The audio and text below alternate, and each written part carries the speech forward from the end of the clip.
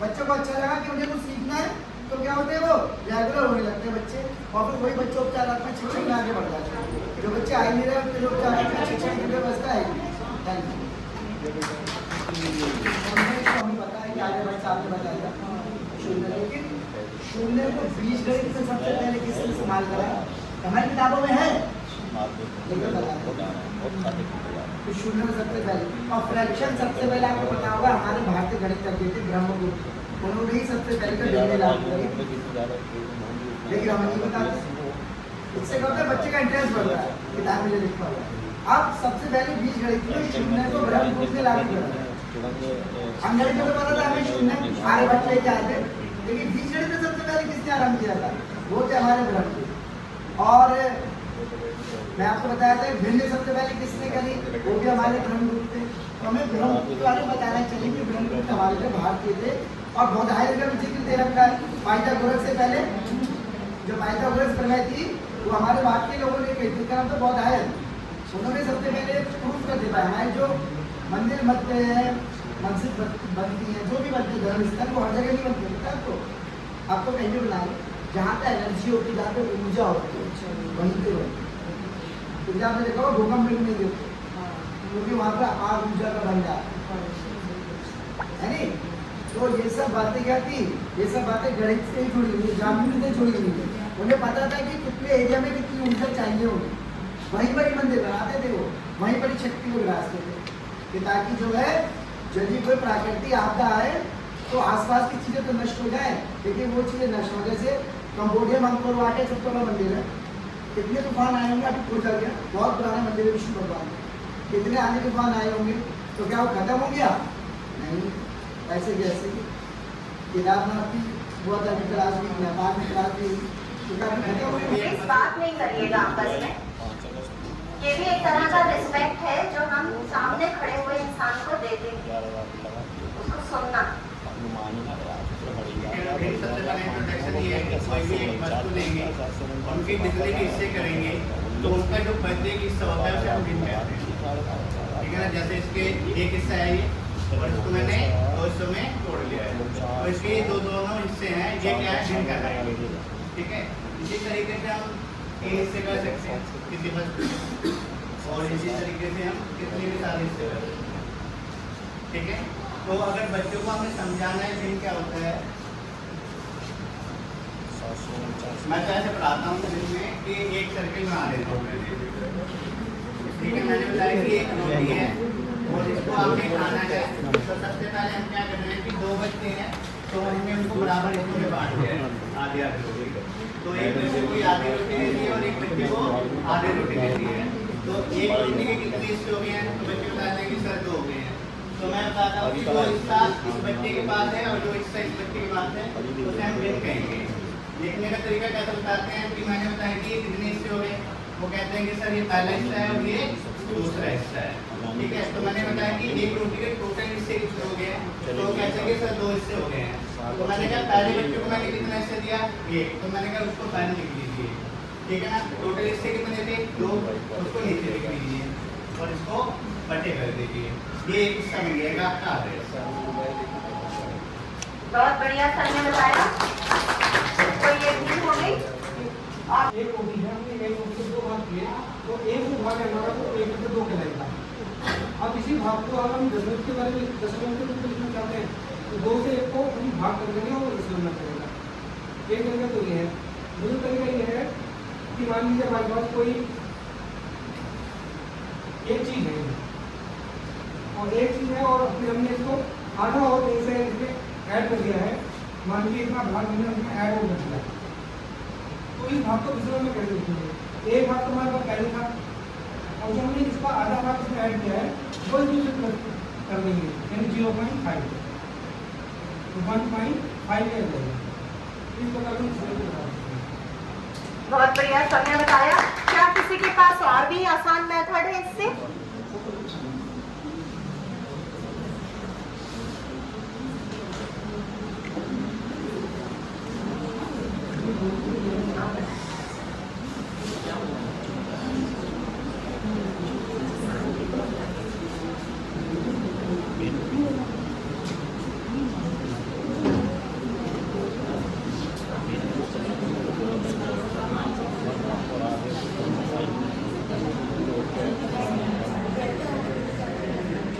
यहाँ से भी हम बच्चों को दशमलव का कॉन्सेप्ट दे सकते हैं।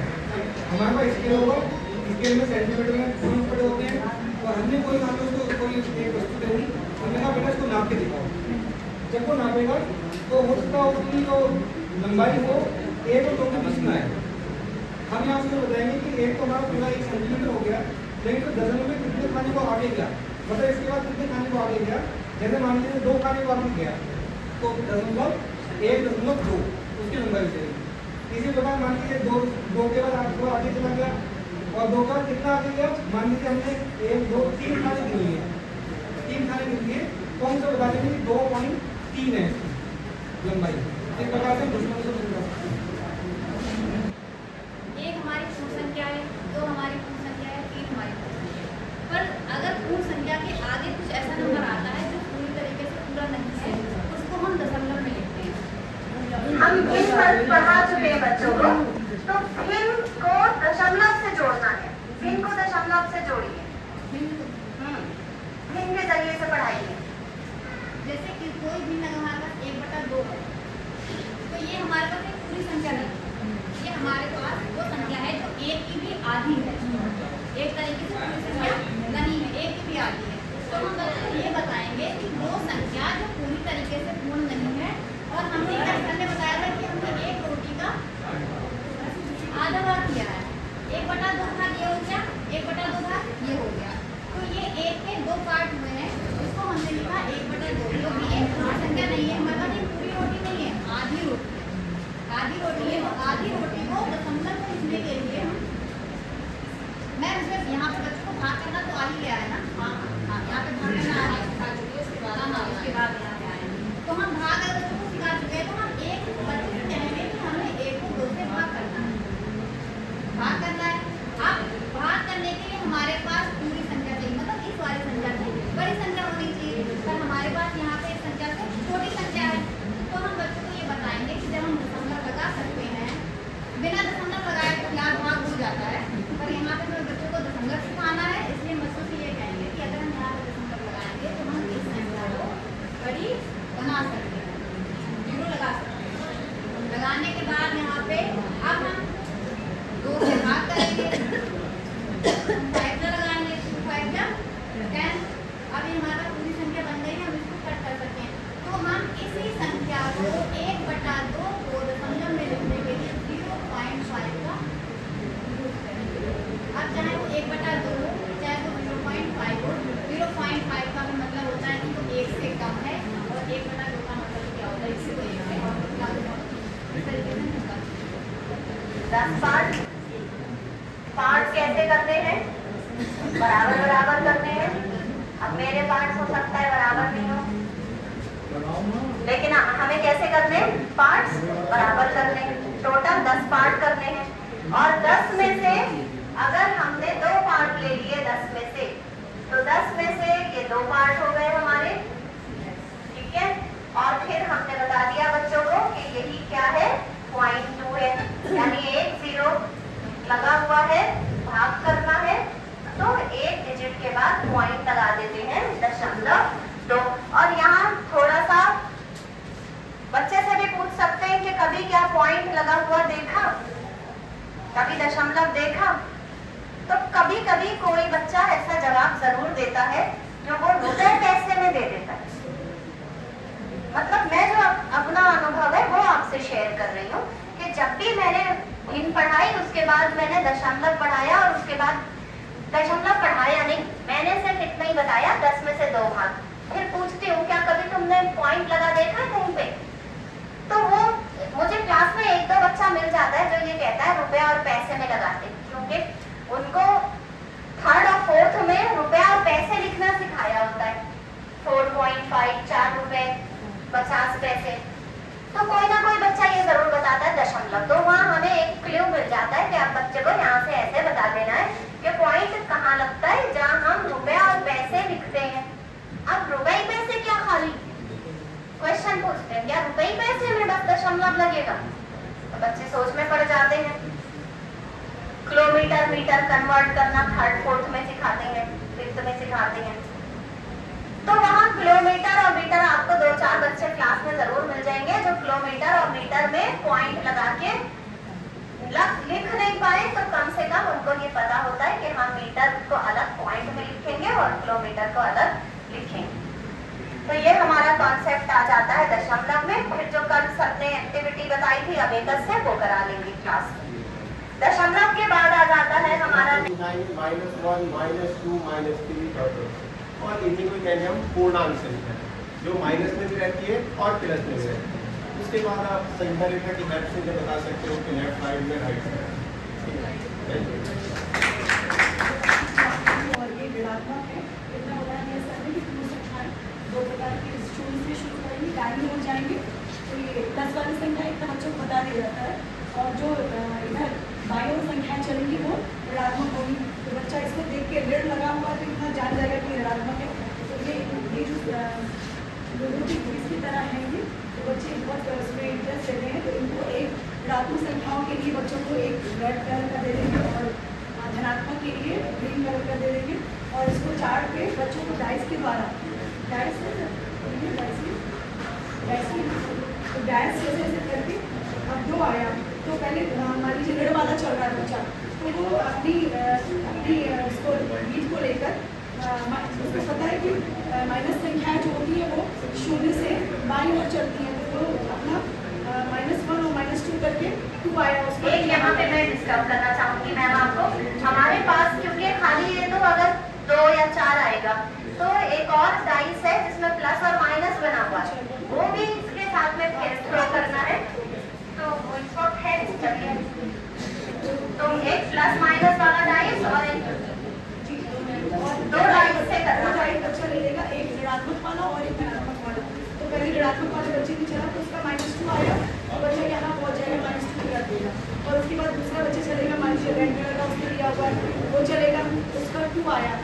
तो ये रेड कलर वाला धनात्मक अगर आपने करा है तो वो फिर वो बच्चा जो है रेड कलर की चीज लेके और धनात्मक संख्या 2 पर कर देगा।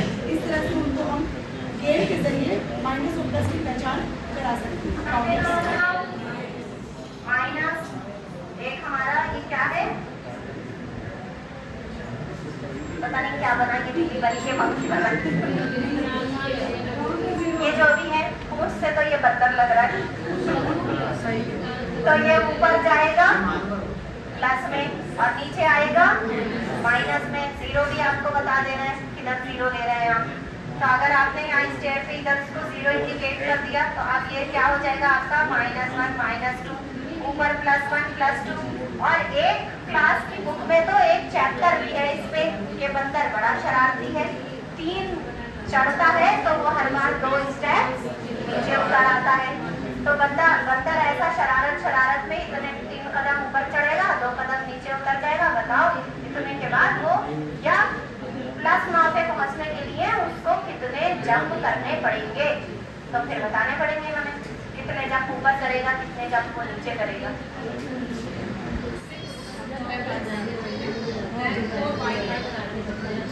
अब यहाँ मैंने ये बोले आपको कि +1 और -1 ये 0 होना है, यानी एक दूसरे को आपको एक पैरल दोनों से हटानी है, ये एक दूसरे के दुश्मन है तो हटाना ही है आपको। मतलब 0 कैसे आता है? तो यहाँ से बच्चे एक पैरल ये हटा रहे हैं, एक पैरल यहाँ से, इसको अलग हटा के रख दिया, एक पैरल यहाँ से हटा रहे हैं, एक यहाँ से अलग हटा के रख दिया, फिर यहाँ से सेम ऐसे करा, नेक्स्ट यहाँ से। अब मैंने पूछा कितनी बची है पैरल, कौन से कलर की? उन्होंने कहा ब्लैक 2 क्या इंटीजर आया है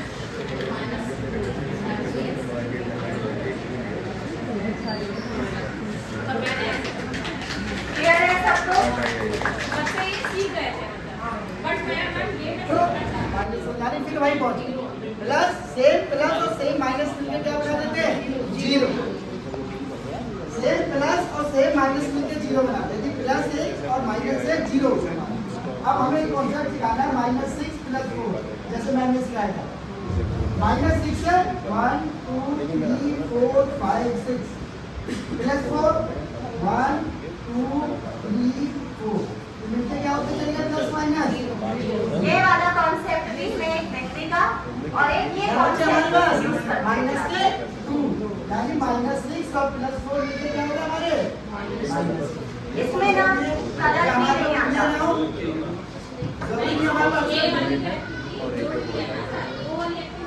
बोर्ड की नहीं है या आगे चला सारे रेड है और रेड हमारा पॉजिटिव में था, तो अब इसे हम काउंट कर ले तो प्लस का 5 बचा। ये कर सकते हैं। इसका जो ये जो यहाँ पर माइनस है ना, इसे हमें टर्न करना है। तो उसे हम टर्न करना है, फिर हम इसे change करते हैं। हाँ, एक कलर वाली से मैंने इसे ऐसा समझा है। इस तरीके से हमने इंटीजर को समझाया था और हमने बच्चों को जोड़ना, एक प्लस का एक माइनस का जोड़ना घटाना कैसे सिखाया था। मैंने बच्चों को ये बताया इस तरीके से। मैंने ये तो बच्चों को इस तरीके से लिखवा दिया। इससे थोड़ा सा नहीं, गुणा तो हो गया मैम, बट मैं इसे समझाने का तरीका बता रही हूँ।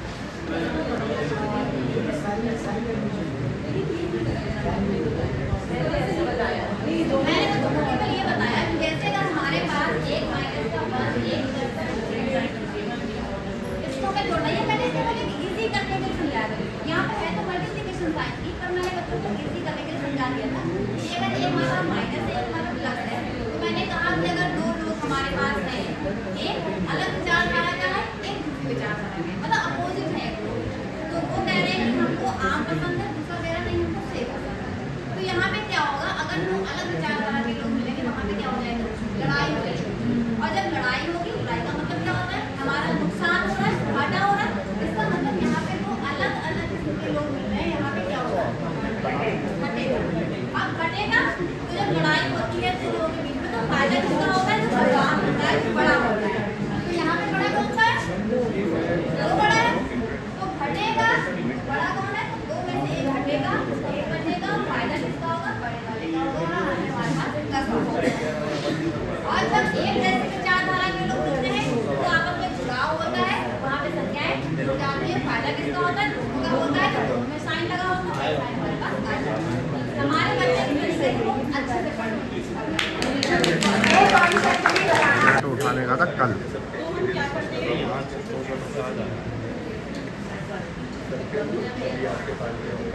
मजा आ जाता है। तो ये सारे अंक हैं। मैं घर 1 2 3 4 खाने बना लेती हूँ मैं। 1 2 3 4 और इधर कितने 1 2 3 4 5 इधर में 5 बना लेती हूँ। ये सारे अंक हम इधर लिख लेते हैं 2 5 6 और 4 और ये वाले 1 2 4 5 और 7 में घर लिखते हैं।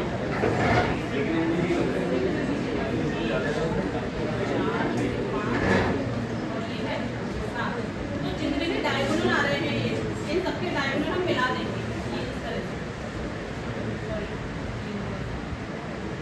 मल्टीप्लिकेशन। जितने भी डायगोनल आ रहे हैं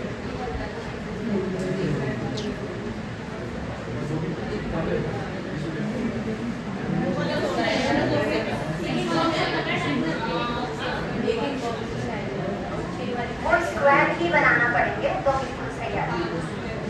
एक मिनट ये बड़ी बड़ी संख्या हम ऊपर लिख लेते हैं। वैसे तो कहीं भी लिख सकते हैं और इधर भी लिख लेती हूँ मैं 2 5 6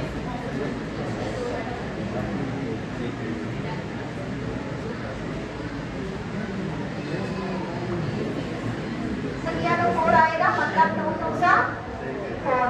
अब इसमें ध्यान क्या रखते हैं कि आपकी जो रो है मतलब पहली रो है आपकी और जो कॉलम से मल्टीप्लाई कर रहे हैं, मान लीजिए मुझे 1 को 3 से मल्टीप्लाई करना है तो row headed by 1 and the column headed by 3 का कॉलम और 1 की रो 1 3 सा 3 तो हम 2 डिजिट में 3 लिख देंगे। इसका ये रूल है। ऐसे ही मान लीजिए मुझे 2 को 5 से मल्टीप्लाई करनी है तो row headed by 2 and the point of intersection of the column headed by 5 तो 2 और 5 क्या आ जाएगा यहाँ पे 5 का डबल 5 दूनी 10। ऐसे करके उन्होंने सब स्ट्रिप्स बनाई हुई थी। वो स्ट्रिप्स मैम ने लगा दी है क्या, वो ऐसे लगाना है। हाँ अब इतना ये सारा लिख नहीं पाएंगे,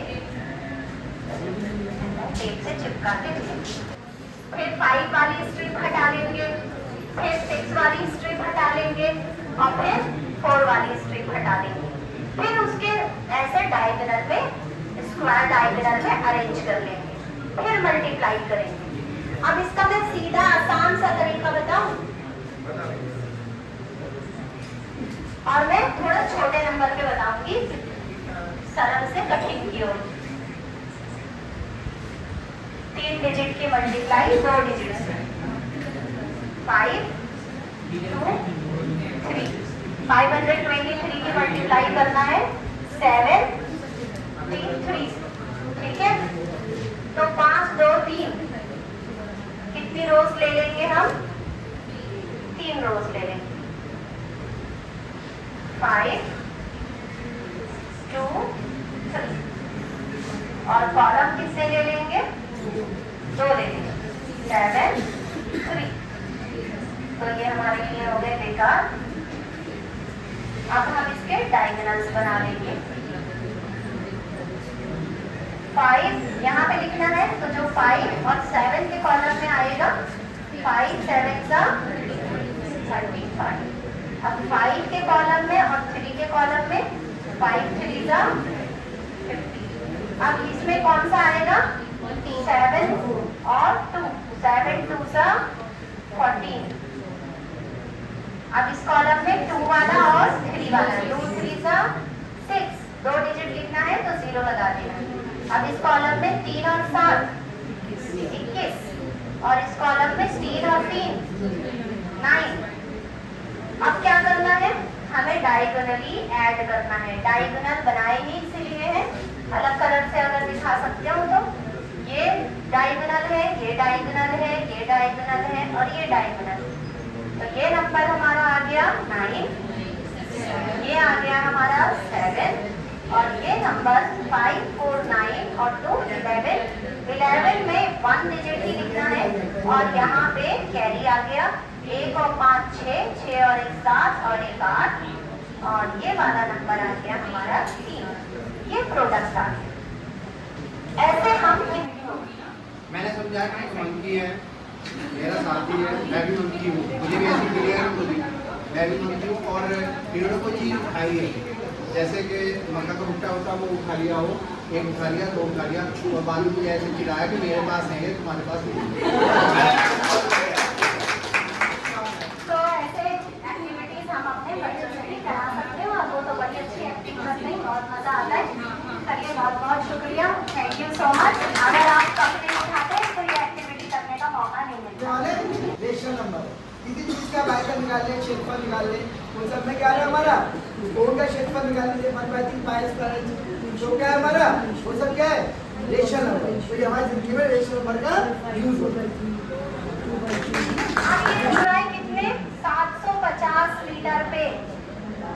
आप अपने बच्चों से कहा कन्वर्ट करो 750 को किलोमीटर में। बात कर दिया, काटो। आप जैसे इंस्ट्रक्शन दोगे बच्चे वैसे करता चला जाएगा। उसने काटा, कितना आया?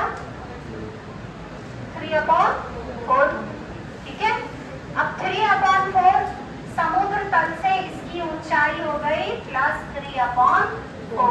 अब कोई सबमरीन है,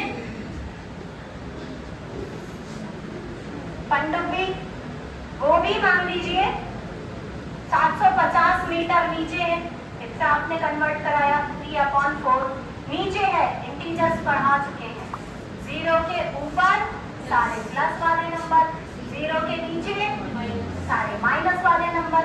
तो जब हम 0 के नीचे फ्रैक्शनल नंबर दिखाएंगे तब वो फ्रैक्शनल नंबर ना रहकर माइनस में आ गए। 0 से ऊपर तो सब फ्रैक्शनल कह सकते हो आप, 0 से नीचे आप माइनस में नंबर को फ्रैक्शनल नंबर नहीं कह सकते।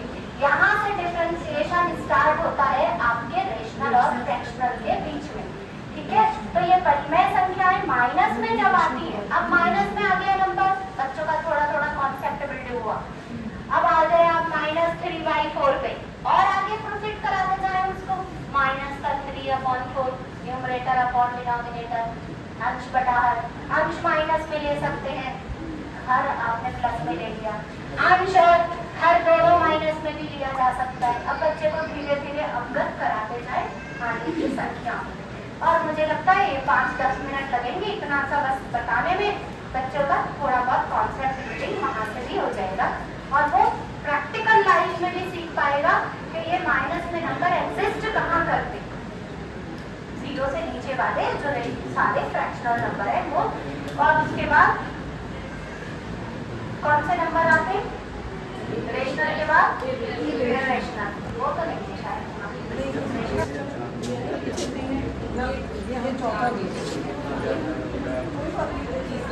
देखिए ग्रुप में आपके पास नंबर्स पहुंच चुके हैं कार्ड्स पे, आपको वो नंबर्स डिसेंडिंग ऑर्डर में अरेंज करने हैं।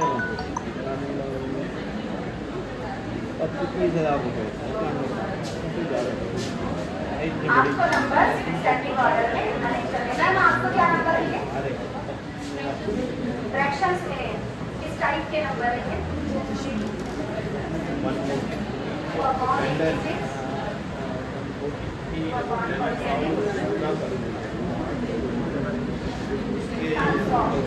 दो सौ 276, चलो घुसा दिए कोई बात नहीं है अब, लेकिन कंपेयर तो कर लेगा एटलीस्ट, वो कंपैरिजन में काम आ जाएगा। हमें क्या करना है, ज्ञान से जोड़ना है, ठीक है। और जहाँ बात आएगी अलग अलग डिजिट्स बतानी है। और ये वैसे प्राइमरी उसका है, ये प्राइमरी जो ट्रेनिंग में हमने डिस्कस किया था, इसकी वैल्यूज भी बताना, दशांश, शतांश, ठीक है। तो हमें जहाँ चरात्मक देना पड़ेगा बच्चों को, चरात्मक शिक्षण, वहाँ हम बता देंगे कि इसकी क्या वैल्यू होती है, 7/10, इसकी क्या होगी 1/100, 100 पार्ट, 100 पार्ट। अब हमारा दूसरा